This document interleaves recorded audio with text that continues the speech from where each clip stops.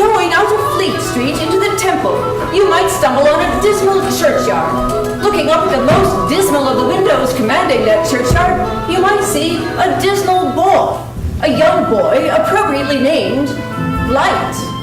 And then at one branch droop of the eye, be looking upon the managing clerk, junior clerk, common law clerk, chancery clerk, every refiner's clerk, and Mr. Mortimer Lightwood, eminent solicitor. Mr. Boffin spots all these professional personages in one and climbs to the office containing that window. Morning. Governor in? Would you walk in? Mr. Lightwood ain't in at the present moment, but I expect him back very shortly. Now, Mr. Lightwood was not exaggerating when he said he has practically no clients. But since that inconvenient circumstance could be personally disgraceful to Light, the young man has been able to maintain a harmless fiction abetted by 2 large manuscript journals. Oh, would you take a seat, sir, while I look over our book? Mr. Aggs, Mr. Bags, Mr. Cags, Mr. Dags, Mr. Gags, Mr. Dags, Mr. Hags, Mr. Bull. Yes, sir, quite right. Oh, I'm not in a hurry. Thank you, sir. I'll take the opportunity, if you please, to name in our callers book for the day. Mr. Alley, Mr. Bally, Mr. Cally, Mr. Dally, Mr. Bally, Mr. Galley, Mr. Halley, Mr. Alley, Mr. Malley, Mr. Bull. Strict system here, eh, my lad? You told me about it. About how long have you been in the law now? I've been in the law, sir, about 3 years. Must have been as good as born into it. About how long would it take you now, at an average rate of going, to be a judge? I ain't quite worked out that calculation yet, sir. I don't suppose there's anything to prevent you going in for it. Well, as I'm a Briton, sir, I suppose there ain't nothing to prevent it. No, sir. Would a couple of pound help you up at all? Well, I've no doubt, sir, that they would have a very salutary effect on my legal career. Thank you, sir. Here, my boy. With my thanks for the help you give Mr. Lightwood in handling my affairs. Which affairs, I think, is about settled now. In fact, Mortimer Lightwood enters and says that all forms of law having been at length complied with concerning the Harmon will, he has the gratification of congratulating Mr. Boffin on coming into possession of upwards of £100,000. Well, I don't know what to say about it, I'm sure. I was almost as well as I was. It's a great lot to take care of. My dear Mr. Boffin, then don't take care of it. Hey? I should say that if it seems like too much, any number of people will take the trouble off your hands. Well, that's not satisfactory, you know what you're saying. I used to find things satisfactory. When I was foreman at the Bower, before it was the Bower, I considered the dust business very satisfactory. It's almost a pity old Mr. Harmon ever went and made so much money in it. It would have been better for him if he hadn't. Were Mr. Boffin observing closely, he might see that Mortimer seems not convinced on that point. Why, Lord save us, where's the satisfactoriness of the money as yet? When the old man does right the poor boy, after all, the poor boy gets no good of it. Mr. Harmon must have been a hard employer. To be sure, he was an awful old tartar. Saying it, I'm sure, without disrespect to his memory. Mr. Boffin tells Lightwood more of the late Mr. Harmon and his children, and how he and Mrs. Boffin had tried to intervene, especially on the son's behalf. He tells him how they often tried to defend the boy from his father's wrath. He recounts how Mrs. Boffin even scolded the old man for his lack of natural affection. She went so far as to tell him in my presence he was a flinty-hearted rascal. How old Harmon became enraged. He snatched her bonnet from her head. She wore in general a black straw, perched as a matter of convenience on the top of her head. And sent it spinning across the yard.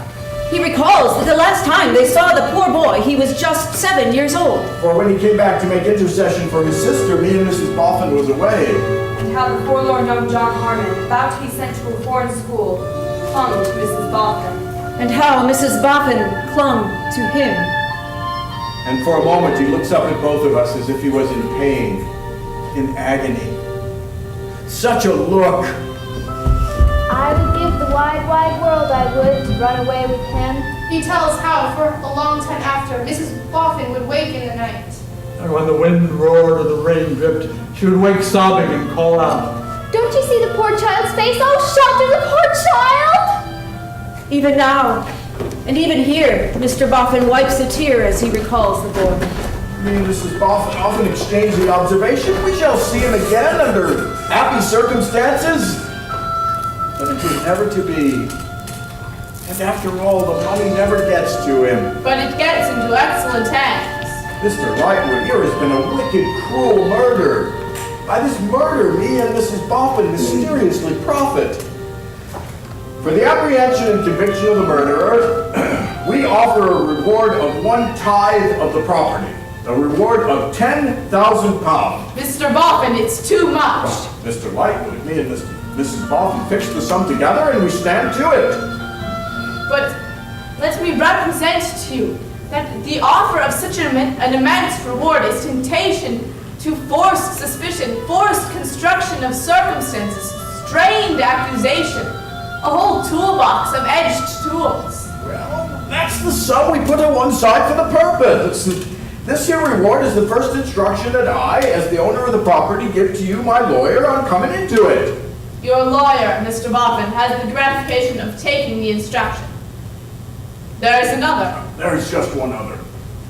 Make me as compact a little will as you can, leaving the whole of the property to my beloved wife, Henriette Boffin. But is it to bind Mrs. Boffin to any conditions? Bind Mrs. Boffin? No, what are you thinking? What I want is to make it all her so tight as that her hold on it can't be loosed. It would be handsome in me to begin to bind Mrs. Boffin at this time of day. Eugene Rayburn enters and is introduced to Mr. Boffin. It's nice to know, Mr. Boffin. Thank ye. And how do you like the law? Not particularly. Oh, too dry for you, eh? Well, I suppose it does take some years of sticking to before you master it. But there's nothing like work. Look at the bees. I beg your pardon, but will you excuse my mentioning that I always protest against being referred to the bees? Do you? I object on principle as a two-footed creature to being required to model my proceedings according to the proceedings of the bee, or the cat or the dog or the spider or the cat.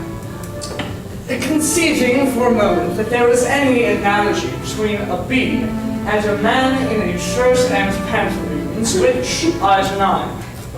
And it is settled that the man is to learn something from the bee, which I also deny. The question still remains, what is he to learn? At all events, they work. Yes, they work, but don't you think they overdo it? They work so much more than they need. They make so much more than they can eat that don't you think they overdo it? I protest against the tyrannical humbug of your friends the bee with the highest respect from you. Thank ye. Morning. Morning.